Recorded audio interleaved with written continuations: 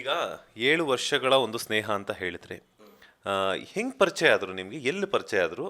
First time Gilli ಅವರನ್ನ ನೀವು ಎಲ್ಲಿ ನೋಡಿದ್ರಿ? ಹೆಂಗ್ ನೋಡಿದ್ರಿ? ಯಾವ ಸ್ಥಿತಿಯಲ್ಲಿ ನೋಡಿದ್ರಿ ಅಂತ? ಫಸ್ಟ್ ಟೈಮು ನಾನು ಊರಿಂದ ಬರ್ತಾ ಇರಬೇಕಾದ್ರೆ ಮೈಸೂರಲ್ಲಿ ಒಂದು ವೀಡಿಯೋ ಹಾಕಿದ್ದೆ ನಾನು. ಟಿಕ್ ಟಾಕ್ ತೀಟೆಗಳು ಅಂತ ಒಂದು ವೀಡಿಯೋ ಮಾಡಿದ್ದೆ. ಟಿಕ್ ಟಾಕ್ ತೀಟೆಗಳು ಅಂತ. ಸೊ ಅದರಲ್ಲಿ ಗಂಡ ಹೆಂಡ್ತಿರು ಈ ಥರ ಇನ್ಸ್ಟಾಗ್ರಾಮ್ಗೆ ಅಡಿಟ್ ಆಗಿಬಿಟ್ಟಿರ್ತಾಳೆ, ಅವಳು ವೀಡಿಯೋ ಮಾಡಿರ್ತಾಳೆ. ಸೊ ಅದಾದಮೇಲೆ ನೆಕ್ಸ್ಟ್ ಏನು ಮಾಡ್ತಾ ಮಸ್ಕೊಂಡು ಒಂದು ಆ್ಯಕ್ಟಿಂಗ್ ಮಾಡಿದ್ದಾನೆ ನೋಡಿ. ಪುಟ್ಟಲಕ್ಷ್ಮಿ ಇವತ್ತು ನಿನ್ನ ಬಿಡೋಗಿಲ್ಲ, ಅವ್ನು ಮುಗಿಸ್ತೀನಿ ಅಂತ. ಸೊ ಇದನ್ನ ನೋಡಾದ್ಮೇಲೆ ನಾನೇ ಲೈಕ್ ಮಾಡಿ ಒಂದು ಕಮೆಂಟ್ ಹಾಕ್ತೆ. ನೋಡಿ ಹೆಂಗೆ ಕನೆಕ್ಟ್ ಆಗುತ್ತೆ ಅಂದರೆ, ಇವ್ನು ನನ್ನ ತಾಟು ಎರಡು ಒಂದೇ ಆಯ್ತಲ್ಲ, ಇವ್ನು ಎಲ್ಲಿ ಸಿಗ್ತಾನೆ ಅಂತ ನಾನು ಅಂದ್ಕೊಂಡಿದ್ದೆ. ಬಟ್ ಹೆಸರಂತೂ ಗೊತ್ತಿರಲಿಲ್ಲ ನನಗೆ. ಆಮೇಲೆ ನಾನು ಆಗ್ತಿದ್ದು ಯಾವುದೋ ಫ್ಯೂಚರಲ್ಲಿ ಮಾಸ್ಟರ್ ಪೀಸ್ ಆಗುತ್ತಪ್ಪ ಅಂತ ನಾನೇ ಕಮೆಂಟ್ ಹಾಕಿದ್ದೀನಿ ಅದಕ್ಕೆ.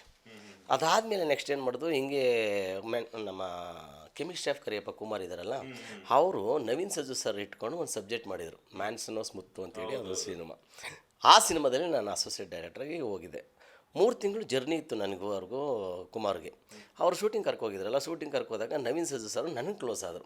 ನಾನು ಮಾತಾಡೋ ಶೈಲಿ, ಆಮೇಲೆ ಕಾಮಿಡಿ ಮಾಡೋ ಶೈಲಿ ಎಲ್ಲ ಅಂತ ಹೇಳ್ಬಿಟ್ಟು, ಸರ್ ನೀವು ಸಿನಿಮಾದಿಂದ ಬಿಟ್ಟು ಏನು ಮಾಡ್ತೀರಿ ಕೆಲಸ? ನಾನು ಆವಾಗ ನಾನು ಹಿಂಗೆ ಕಲೆಕ್ಟ್ ಮಾಡೋಕ್ಕೆ ಹೋಗ್ತೀನಿ ಸರ್ ಅಂತ ಹೇಳಿದೆ. ಒಂದು ಕೆಲಸ ಮಾಡಿ ಸರ್, ನೀವು ತುಂಬ ಚೆನ್ನಾಗಿ ಮಾತಾಡ್ತೀರಿ, ಡೈಲಾಗ್ ಎಲ್ಲ ಬರೀತಿರಲ್ಲ, ನೀವು ಫ್ರೀಯಾಗಿದ್ದಾಗ ಬನ್ನಿ ಅಂತ ಹೇಳ್ಬಿಟ್ಟು ನನ್ನ ಕರೆದ್ರು. ಆ ಶೂಟಿಂಗ್ ಮುಗಿಸ್ಕೊಂಡು ಬಂದಾದಮೇಲೆ ನವೀನ್ ಸಜ್ಜು ಸರ್ ಮನೆಗೆ ಹೋಗಿ ಮೀಟ್ ಮಾಡಿದೆ ನಾನು ಅವ್ರನ್ನ. ಆವಾಗ ಕೂತ್ಕೊಂಡು ಅವ್ರ ಕಾನ್ಸೆಪ್ಟ್ ಏನಿರ್ತದೆ ರೆಡಿ ಇತ್ತು, ಅವ್ರ ಹತ್ರ ಹೇಳಿದ್ರು ನನಗೆ, ಅವ್ನು ಕೆಲಸ ಮಾಡಿ ಅಂತ ಹೇಳ್ಬಿಟ್ಟು, ಸರ್ ಚೆನ್ನಾಗಿದೆ ಕಾನ್ಸೆಪ್ಟು, ಮಾಡ್ತೀನಿ ಸರ್ ಅಂತ ಹೇಳ್ಬಿಟ್ಟು ಮೊಟ್ಟ ಮೊದಲು ಓಂ ಶ್ರೀ ಅಂತ ಬರೆದು ಲೋ ನವೀನ್ ಅಂತೇಳಿ ಒಂದು ಟೈಟಲು ನನ್ನ ಹತ್ರ ಬರೆಸಿದ್ರು, ಲೋ ನವೀನ ಅಂತ. ಸೊ ಲೋ ನವೀನ್ ಅಂತ ಟೈಟಲ್ ಬರೆಸಾದ್ಮೇಲೆ ಸ್ಕ್ರೀನ್ ಪ್ಲೇ ಏನಿರುತ್ತೆ ಕಂಟೆಂಟ್ ಹೇಳೋದು, ನಾನು ಅಲ್ಲೇ ಕೂತ್ಕೊಂಡು ಸ್ಕ್ರೀನ್ ಪ್ಲೇ ಬರೆದೆ. ಆವಾಗ ಆ ಸ್ಕ್ರೀನ್ ಪ್ಲೇ ಹೇಳ್ತಾ ನವೀನ್ ಸಜ್ಜು ಸರ್ಗೆ ತುಂಬ ಇಷ್ಟ ಆಯಿತು ಸರ್. ಆಮೇಲೆ ಇನ್ನೂ ಸ್ವಲ್ಪ ಹೋಗ್ತಾ ಡೈಲಾಗು ಸ್ವಲ್ಪ ಮಳವಳ್ಳಿ ಮತ್ತು ಮಂಡ್ಯ ಸ್ಲ್ಯಾಂಗ್ ಬೇಕಾಗಿತ್ತು. ನಾನು ಅವ್ರನ್ನ ಕೇಳಿದೆ, ಸರ್ ಇದು ಮಂಡ್ಯ ಸ್ಲ್ಯಾಂಗ್ ಐತೆ, ಸ್ವಲ್ಪ ಆ ಕಡೆಯವ್ರು ಯಾರು ಬೇಕಾಗ್ತಾರಲ್ಲ ಸರ್ ಅಂತ ಕೇಳಿದೆ. ಅದಕ್ಕಿಂತ ಮುಂಚೆ ನವೀನ್ ಸಜ್ಜು ಸರ್ ಜೊತೆ ಸುಮಾರು ಜನ ಇದ್ದರು. ಹಂದಣಿ ಸರ್ ಅಂತಿದ್ರು, ಪ್ರಸಾದ್ ಸರ್ ಅಂತಿದ್ರು, ಸೋಮು ಸರ್ ಅಂತಿದ್ರು, ಪವನ್ ಸರ್ ಅಂತ ಈಗ ಡೈರೆಕ್ಟರ್ ಅವರೆಲ್ಲ ಇದ್ದರು. ಅದಾಯಿತು, ಸಿಚುವೇಶನ್ ಆಯಿತು. ಹೌದಾ, ಒಂದು ಕೆಲಸ ಮಾಡಿ, ನಿಮಗೆ ಗಿಲ್ಲಿ ನಟ ಅಂತ ಗೊತ್ತಾ ಅಂತ ಕೇಳೋದು. ನನಗೆ ಅವ್ನು ವೀಡಿಯೋ ನೋಡಿದೆ, ಗಿಲ್ಲಿ ನಟ ಅಂತ ಹೆಸರೇ ಗೊತ್ತಿರಲಿಲ್ಲ. ಯಾಕಂದರೆ ಆಯಿತು ಅಂತ ಹೇಳ್ಬಿಟ್ಟು, ಗೊತ್ತಿಲ್ಲ ಸರ್ ನನಗೆ. ಗೊತ್ತಿಲ್ವೇನ್ರಿ, ನೋಡಿರಿ ವೀಡಿಯೋನ ಅಂತ ತೋರಿಸಿದ್ರು ನನಗೆ. ಆಗ ನೋಡಿದೆ, ಸರ್ ನಿಜ ಸರ್ ಇವ್ರು ಕರೆಕ್ಟಾಗಿ ಶೂಟ್ ಆಗ್ತಾರೆ, ಕರೆಸಿ ಸರ್ ಅಂತ. ಆಮೇಲೆ ನಂಬರ್ ಕಲೆಕ್ಟ್ ಮಾಡಿ ಕರೆಸಿದ್ರು. ಸೀದಾ ನವೀನ್ ಸಜ್ಜು ಸರ್ ಮನೆಗೆ ಬಂದು ಅವ್ರಿಗೂ ನಮಗೂ ಫಸ್ಟು ಪರಿಚಯ ಆಗಿದ್ದೆ ನವೀನ್ ಸಜ್ಜು ಸರ್ ಮನೇಲಿ. ಸರ್ ಇವ್ರ ಹೆಸರು ಸೂರ್ಯವಂಶಿ ಅಂತ ಹೇಳ್ಬಿಟ್ಟು ಪರಿಚಯ ಮಾಡಿಕೊಟ್ರು. ಪರಿಚಯ ಮಾಡಿದ್ಮೇಲೆ ನಾನು ಸರ್ ನಟರಾಜ್ ಅಂತ ಪರಿಚಯ ಮಾಡಿಕೊಂಡ್ರು. ನಟರಾಜ್ ಅಂತ, ಗಿಲ್ಲಿ ನಟರಾಜ್ ಅಲ್ಲ, ನಟರಾಜ್ ಅಂತ ಪರಿಚಯ ಮಾಡಿಕೊಂಡ್ರು. ಅದಾದಮೇಲೆ ಅವ್ನಿಗೂ ನನಗೂ ಕಮ್ಯುನಿಕೇಷನ್ ಅಲ್ಲಿಂದ ಸ್ಟಾರ್ಟ್ ಆದಮೇಲೆ ಬಂದು ಸ್ಟಾರ್ಟಿಂಗ್ ಹೆಚ್ಚು ಕಮ್ಮಿ ಸ್ವಲ್ಪ ಏನೂ ಮಾತನಾಡಲಿಲ್ಲ, ಸೈಲೆಂಟಾಗಿ ಕೂತಿರ್ತಿದ್ದ. ಯಾಕಂದರೆ ಈಗ ಬಾಂಡಿಂಗ್ ಜೊತೆಲಿ ನನಗೆ ತುಂಬ ರಿಲೇಷನ್ಶಿಪ್ ಆಗ್ಬಿಟ್ಟಿತ್ತು. ಯಾಕಂದ್ರೆ 3 ತಿಂಗಳಿತ್ತಲ್ಲ ಜರ್ನಿ, ಹಾಗಾಗಿ ತುಂಬ ರಿಲೇಷನ್ಶಿಪ್ ಇತ್ತು. ಅವನು ಏನು ಮಾತಾಡಲಿಲ್ಲ, ಸುಮ್ಮನೆ ಹಿಂಗೆ ಕೂತಿರೋನು. ಆಗ ಯಾವುದೋ ಒಂದು ಸಿಚುವೇಶನ್ಗೆ ಒಂದು ಕಾಮಿಡಿ ಡೈಲಾಗ್ ಬೇಕು ಈ ಸಿಚುವೇಶನ್ಲಿ ಅಂತ ಡಿಸ್ಕಷನ್ ಮಾಡ್ತಾಯಿದ್ರು. ಅಲ್ಲಿ ಡಿಸ್ಕಷನ್ ಮಾಡಬೇಕಾದಾಗ ಹಂದಣಿ ಸರ್ ಅಂತಿದ್ರು. ಹಂದಣಿ ಸರು ನನ್ನನ್ನು ಚೀಟ್ ಮಾಡಬೇಕು, ಫೂಲ್ ಮಾಡಬೇಕು ಅಂತ ಹೇಳ್ಬಿಟ್ಟು ಯಾವುದೋ ಒಂದು ಕಾಮಿಡಿ ಹೇಳಿದ್ರು. ನಾನು, ಸರ್ ಆ ಕಾಮಿಡಿ ಬಿಡಿ ಸರ್, ಅದು ಆ ಬಾಲು ಊರಲ್ಲೆಲ್ಲ ಹುಡುಕ್ತಾ ಇರ್ತಾನೆ ಸರ್, ನೀವು ಬಂದಾಗಲೆಲ್ಲ ನೀವು ಇಲ್ಲದಾಗ ಬಂದು ಆ ಬಾಲು ನಿಮ್ಮನ್ನು ಕೇಳ್ತಾ ಇರ್ತಾನೆ ಸರ್ ಅಂತ ಹೇಳಿದೆ. ಗೆಸ್ ಮಾಡಲಿಲ್ಲ ಅವರು. ಆ ರೀತಿ ಯಾವ ಬಾಲ ಬಜ್ಜಿ ಅಂದರು. ಲವಡಕ್ಕೆ ಬಾಲ್ ಸರ್ ಅಂದೆ. ಈ ಡೈಲಾಗ್ ಕೇಳಾದ್ಮೇಲೆ ಗಿಲ್ಲಿ ಮತ್ತು ನವೀನ್ ಸರ್ ಎದ್ದು ಬಿದ್ದು ನಕ್ಕರು. ನವೀನ್ ಸಜ್ಜು ಸರ್ ಅಂತ ಏನು ಬೆಡ್ಶೀಟ್ ಹಾಕೊಂಡು ನಗ್ತಾ ಇದ್ದಾರೆ, ಕಣ್ಣೆಲ್ಲ ನೀರು ಬಂದ್ಬಿಟ್ಟು. ಆ ಥರ ಕಾಮಿಡಿ ಇತ್ತು. ಅವ್ನಿಗೆ ತುಂಬ ಇಷ್ಟ ಆಗ್ಬಿಡ್ತದೆ. ಅದಾದಮೇಲೆ ಸರ್ ಅಂತ ಹೇಳ್ಬಿಟ್ಟು ಅಷ್ಟೊತ್ತಿಗೊಂದು ಪಿಒಟ್ ಅಂತೇಳಿ ಒಂದು ಸಬ್ಜೆಕ್ಟ್ ಮಾಡಿದ್ದ. ಪಿಒಟ್ ಸಬ್ಜೆಕ್ಟ್ಗೆ ಇದನ್ನು ಇನ್ಕ್ಲೂಡಿಂಗ್ ಮಾಡಿಬಿಡ್ತೀನಿ ಸರ್, ಚೆನ್ನಾಗಿದೆ ಸೀಕ್ವೆನ್ಸ್ಗೆ ಅಂತ ಹೇಳ್ಬಿಟ್ಟು ಇನ್ಕ್ಲೂಡಿಂಗ್ ಮಾಡೋದು. ಆಮೇಲೆ ನನ್ನೊಂದು ಕಮ್ಯುನಿಕೇಷನು ಮತ್ತು ನನ್ನ ಒಂದು ಡೈಲಾಗು ಮತ್ತು ಅದು ಬಿಟ್ಟರೆ ಒಂದು ಆ್ಯಕ್ಟಿವಿಟೀಸ್ ಎಲ್ಲ ನೋಡಾದ್ಮೇಲೆ, ಸರ್ ನೀವು ಆ್ಯಕ್ಟಿಂಗ್ ಮಾಡೋಂಥದ್ದು ಚಾರ್ಟ್ ಇದೆ ಸರ್, ನಿಮಗೆ ಬನ್ನಿ ನಮ್ಮ ಜೊತೆ ಅಂತ ಹೇಳ್ಬಿಟ್ಟು ಏನು ಮಾಡಿದೆ, ಪಿಒಟ್ಟು ಸಬ್ಜೆಕ್ಟ್ ರೆಡಿ ಮಾಡಿದ್ದೆಲ್ಲ ಅಲ್ಲಿ ಎಣ್ಣೆ ಹೊಡೆಯಕ್ಕೆ ಅಂತೇಳಿ ರೋಡಲ್ಲಿ ತಗೊಂಬಂದು ಕುಂಡಿಸ್ದ.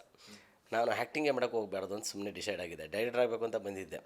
ಅಲ್ಲಿ ರೋಡೆಲ್ಲ ಕೂತ್ಕೊಂಡು ಅವನದು ನನ್ನದು ರಿಲೇಷನ್ಶಿಪ್ಪು ಮತ್ತು ಕೆಮಿಸ್ಟ್ರಿ ಸಖತ್ತಾಗಿ ವರ್ಕೌಟ್ ಆಗೋಯ್ತು ಸರ್. ಪಿಒಟಲ್ಲಿ ಸೇಮ್ ಅಣ್ಣ ತಂದ ಥರನೇ ಕ್ಯಾರೆಕ್ಟರ್ ಆಗೋಯ್ತು, ಲ್ಯಾಂಗ್ವೇಜು ಸೂಟ್ ಆಗಿಬಿಡ್ತು. ಅಲ್ಲಿಂದ ಜರ್ನಿ ಸ್ಟಾರ್ಟ್ ನಂದು ಗಿಲ್ಲಿ. ಅದು ಆ ಡೈಲಾಗ್ ಏನಿರುತ್ತೋ ರೋಡಲ್ಲಿ ಕೂತ್ಕೊಂಡು ಹೊಡೆದ್ಬಿಟ್ಟು ಅದನ್ನು ಮಾಡಿದಾದ್ಮೇಲೆ ತುಂಬ ಪಬ್ಲಿಕಲ್ಲಿ ತುಂಬ ರೆಸ್ಪಾನ್ಸ್ ಜಾಸ್ತಿ ಬಂತು. ಅಲ್ಲಿಗೆ ಸ್ಪೇಸ್ ಮಾಡಾಕಿದ್ವು.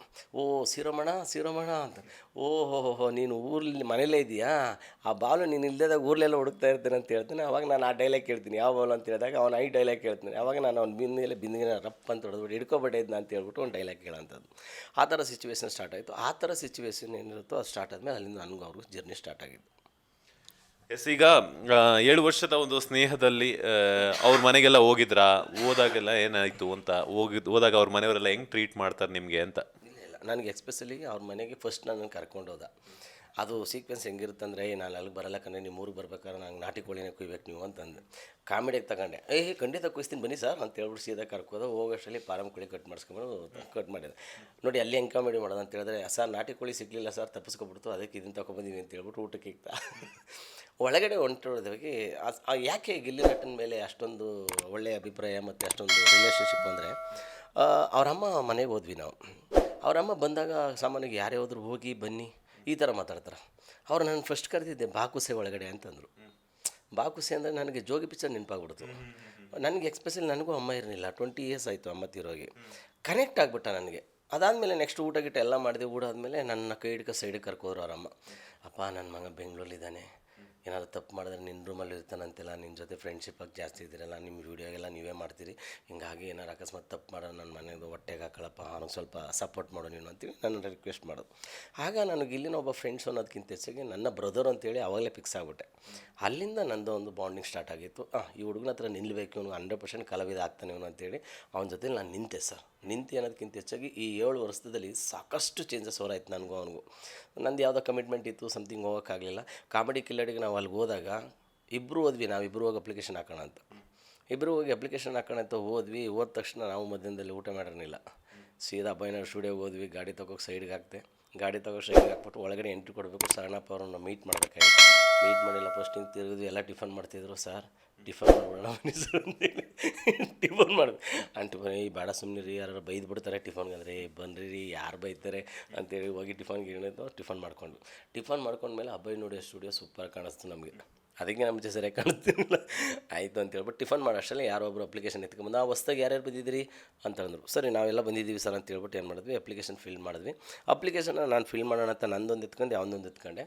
ಆವಾಗ ನಾನು ಸ್ವಲ್ಪ ಕಮಿಟ್ಮೆಂಟ್ ಇತ್ತಲ್ಲ, ನಾನು ಹೋಗೋದು ಬೇಡ ಅಂತೇಳಿ ಸ್ವಲ್ಪ ಫೋನ್ ಮಾಡಿಬಿಟ್ಟು ಡಿಸ್ಟರ್ಬ್ ಮಾಡಿಬಿಟ್ಟು ಅವನ ಅಪ್ಲಿಕೇಶನ್ ಫಿಲ್ ಮಾಡಿಲ್ಲ. ಸರ್ ನೀವೇ ಫಿಲ್ ಮಾಡಿಬಿಡಿ ನಿಮ್ಮ ಕೈಯಾರ ಅಂದ. ಸರಿ ಕೊಡಪ್ಪ ಅಂತ ಹೇಳ್ಬಿಟ್ಟು ಅಪ್ಲಿಕೇಶನ್ ಫಿಲ್ ಮಾಡಿದೆ.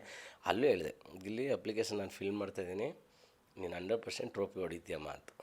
ಅಪ್ಲಿಕೇಶನ್ ನಾನೇ ಫಿಲ್ ಮಾಡಿ ನಾನೇ ಫೈಲ್ ಕೊಟ್ಟು ನನ್ನ ನಂಬರ್ನೇ ಕೊಟ್ಟೆ ಅವನಿಗೆ. ಅಲ್ಲೂ 100% ವಿನ್ ಆದ ಸರ್. ಅಲ್ಲಿಂದ ಬೇರೆ ಬೇರೆ ಬದುಕು ಹೆಂಗೆ ಚೇಂಜ್ ಆಯಿತು ನಿಮಗೆ ಗೊತ್ತು. ಅದು ನನಗೆ ಕಾಮಿಡಿ ಕಿಲ್ಲಡಿಗಿಂದ ಹಂಗೆ ಪದ ಭರ್ಜರಿ ಬ್ಯಾಚುಲರ್ಸ್ಗೆ ಹೋದ ನೆಕ್ಸ್ಟ್ ಲೆವೆಲು, ಡಿಕೆಡಿಗೆ ಬಂದ ಅದು ನೆಕ್ಸ್ಟ್ ಲೆವೆಲ್. ಈ ಬಿಗ್ ಬಾಸಲ್ಲಿ ಬಂದು ಕೂತಿದ್ದಾನೆ. ಲೇಟೆಸ್ಟ್ ಹಾಗೂ ಇಂಟ್ರೆಸ್ಟಿಂಗ್ ಸುದ್ದಿಗಳಿಗಾಗಿ ಬಾಸ್ ಟಿವಿ ಕನ್ನಡ ಚಾನೆಲ್ನ ಸಬ್ಸ್ಕ್ರೈಬ್ ಮಾಡಿ. ಹಾಗೆಯೇ ಬೆಲ್ ಐಕಾನ್ ಪ್ರೆಸ್ ಮಾಡಿ. ಇದರ ಜೊತೆಗೆ ಫೇಸ್ಬುಕ್, ಇನ್ಸ್ಟಾಗ್ರಾಮ್, ಎಕ್ಸ್ನಲ್ಲೂ ಮಿಸ್ ಮಾಡದೆ ಫಾಲೋ ಮಾಡಿ.